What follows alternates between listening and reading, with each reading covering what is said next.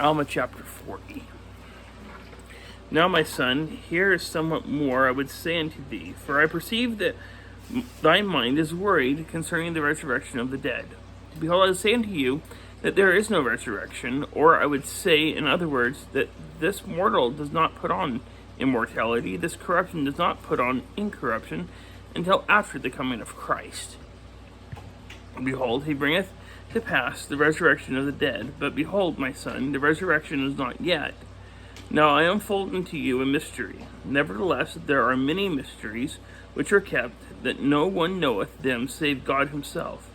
But I show unto you one thing which I have inquired diligently of God, that I might know that is concerning the resurrection. Behold, there is a time appointed that all shall come forth from the dead. Now when this time cometh, no one knows, but God knoweth the time which is appointed. Now, whether there shall be one time, or a second time, or a third time, that men shall come forth from the dead, it mattereth not, for God knoweth all these things, and it sufficeth me to know that this is the case, that there is a time appointed that all shall rise from the dead. Now there must needs be a space betwixt the time of death and the time of the resurrection. And now I would inquire what becometh of the soul of men from this time of death to the time appointed for the resurrection.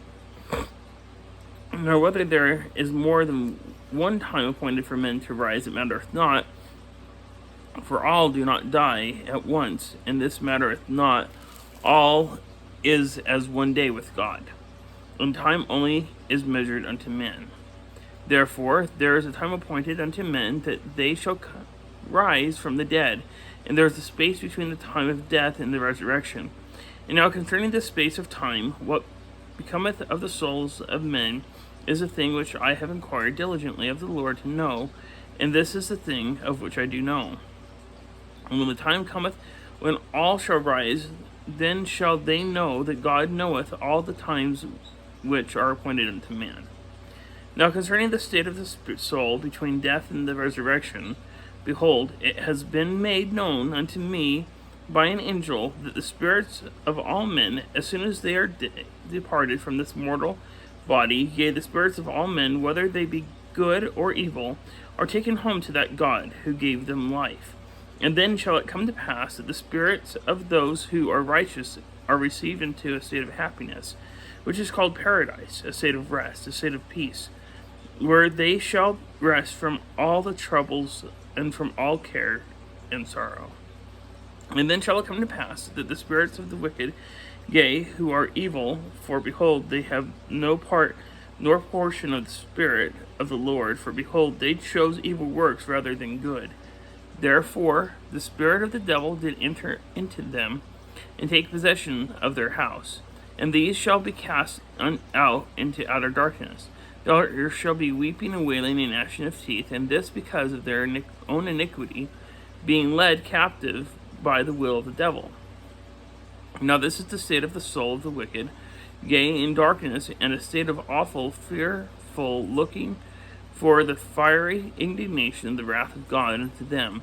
Thus they remain in the state, as well as the righteous in paradise, until the time of the resurrection. Now there shall some that have understood that this state of happiness and this state of misery of the soul before the resurrection was a first resurrection. Yea, I admit it may be termed a resurrection. The rising of the spirit or the soul and their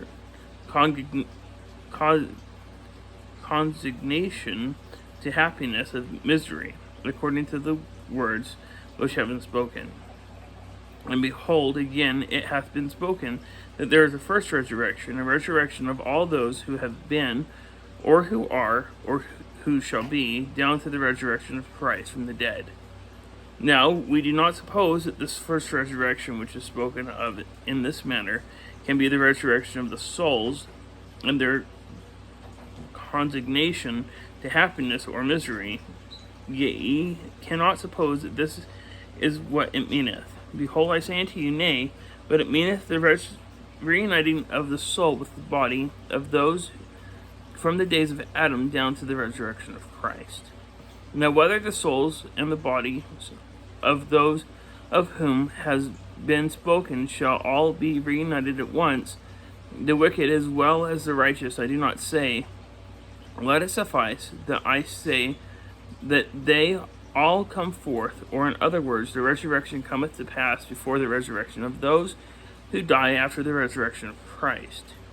Now, my son, I do not say that the resurrection cometh at the resurrection of Christ, but behold, I give it as my opinion that the souls and the bodies are reunited of the righteous at the resurrection of Christ and his ascension into heaven. But whether it be at his resurrection or after, I do not say, but this much I say, that there is a space between death and the resurrection of the body, and a state of the soul in happiness, or in misery, until the time which is appointed of God, that the dead shall come forth and be reunited, both soul and body, and be brought to stand before God, and be judged according to their works. Yea, this bringeth about the restoration of those things of which has been spoken by the mouths of the prophets. The soul shall be restored to the body, and the body to the soul. Yea, and every limb and joint shall be restored to its body. Yea, even a hair of the head shall not be lost, but all things shall be restored to their proper and perfect frame. And now, my son, this is the restoration of which has been spoken by the mouths of the prophets. And then shall the righteous shine forth in the kingdom of God. But behold, an awful death cometh upon the wicked, for they die as to things pertaining to things of righteousness, for they are unclean, and no unclean thing can inherit the kingdom of God, but they are cast out and consigned to partake of the fruits of their labors, or their works which have been evil, and they drink the dregs of a bitter cup.